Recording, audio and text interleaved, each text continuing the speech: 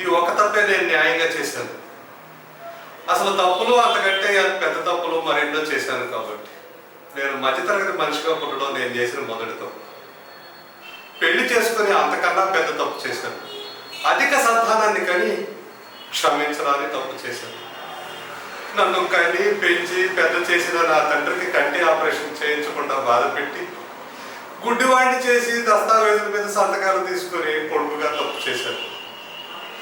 ఒక్కగానొక కొడుకు నన్ను కుటుంబాన్ని ఉద్ధరిస్తాడని వాడికి వచ్చే కట్నంతో నా ఆడపిల్లలు పెళ్లిళ్ళు చేయొచ్చని వాడికి మాత్రమే పెద్ద పెద్ద చదువులు చెప్పించి ఆడపిల్లలకు అన్యాయం చేసి కొడుకు తండ్రిగా తప్పు చేశారు. తక్కువ కట్నం అడిగాడన్న కక్కుర్తితో ఆడు ఎలాంటి వాడో తెలుసుకోకుండా నా పెద్ద కూతుర్ని ఒక దౌర్భాగ్యుడికి ఇచ్చి పెళ్లి చేసి దాని పసుపు కుంకాలు తుడిచేసి మరింత తప్పు చేశారు. నా రెండో కూతురు తన కాళ్ళ మీద తను నిలబడి 4 డబ్బులు సంపాదిస్తుంటే సిగ్గు లేకుండా ఖర్చు పెట్టుకున్నాను సార్. నేను తన పెళ్లి చేయలేనేమోనని తన మొగుడిని తనే వెతుక్కొని వెళ్ళిపోతే భావం తగ్గిందని బాధ్యత లేని తండ్రిగా ప్రవర్తించాను. ఫస్ట్ మార్కులతో స్కూల్ ఫస్ట్ తెచ్చుకున్న నా మూడో కూతురు చదువు ఎక్కువైతే అంతకన్నా చదువుకున్న మొగుడిని తేవాల్సి వస్తుందేమోనని చదువుకుంటా నాన్నని దీనంగా అడిగితే వద్దమ్మా అని బలవంతంగా గొంతు నొక్కేసి మరింత తప్పు చేశాను. కొడుకుగా తండ్రిగానే కాదు అన్నగా కూడా ఏ రోజు చెల్లెల్ని పట్టించుకోలేదు. ఆమె తప్పు చేస్తుంటే ఆపకుండా మౌనంగా ఉండి తప్పు చేశారు. ఇన్ని భయంకరమైన తప్పులు చేశాను సార్. నేనే కాదు మధ్యతరగతి కుటుంబంలో పుట్టిన ప్రతి ఒక్కడు ఈ తప్పులే చేస్తున్నాడు సార్.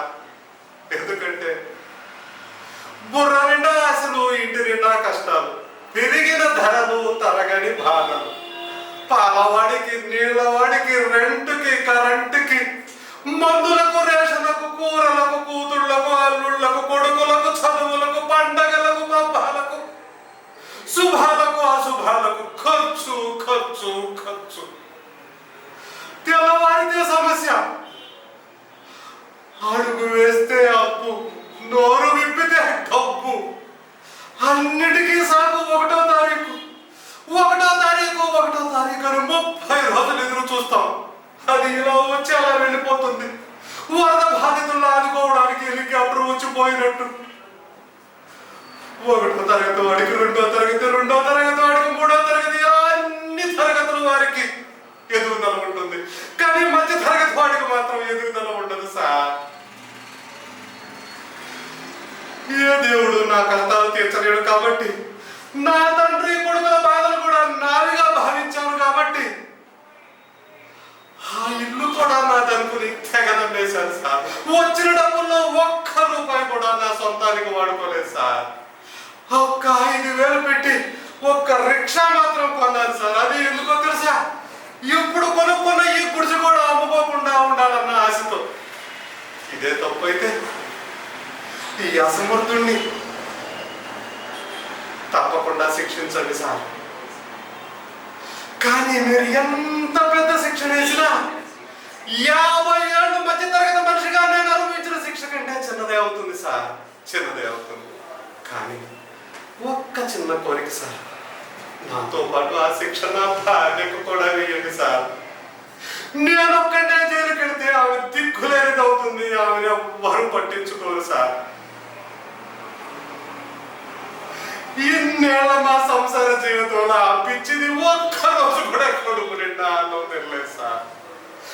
ఏదో జైల్లో మాకు ఉండడానికి ఇంత చోటించి 2 పూట్ల ఇంత అన్నం పెడతారు సార్. దాని మెడలో 3 ముళ్ళు వేసేటప్పుడు జీవితాంతో కష్ట సుఖాల్లో తోడుగా ఉంటారని అగ్ని సాక్షిగా ప్రమాణం చేశారు సార్.